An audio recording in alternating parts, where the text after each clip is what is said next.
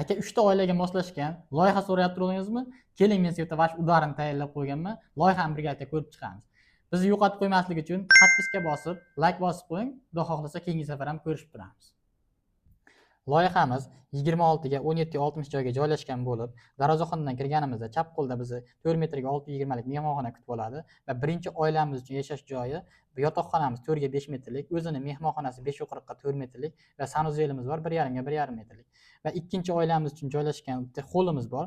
Xolldan kirganimizda to'g'rida mehmonxona 5,40 ga 4 metrlik va burchagida 4 metrga 4,5 metrlik bitta yotoqxonamiz va umumiy sanuzelimiz joylashtirib berganmiz. Va bu yerdan o'ng qo'lga kirganimizda xolldan umumiy oshxona kutib oladi. 6 metrga 4 metrlik ichida bemalol ovqatlanib, hamma chiqsa bo'ladigan joyimiz bu. Uchinchi oilamiz uchun bu yerdan alohida koridor, koridordan kirganimizda o'ng chap qo'limizda bizni mehmonxona kutib oladi. To'g'rida yotoqxona 4 ga 4,5 metrlik. Va bu asosiysi bu koridorimizdan bu xollga kirsa bo'laveradi. Va oshxonamizga ham tashqaridan kirsa bo'laveradi. Keyin tashqarisiga bitta общий hojatxona, sanuzel joylashtirib berganmiz. Xudo xohlasa landshaftlarni chiroyli qilib joylashtirib berganmiz. Rasmlarni qo'yib boramiz. Bizga like va podpiska bosish esdan chiqmasin. Agar sizlarga loyihamiz yoqqan bo'lsa, like tirq etib bosib ketasizlar va keyingi loyihamiz nechiga razmerda bo'lishini kommentariyada yozib ketinglar.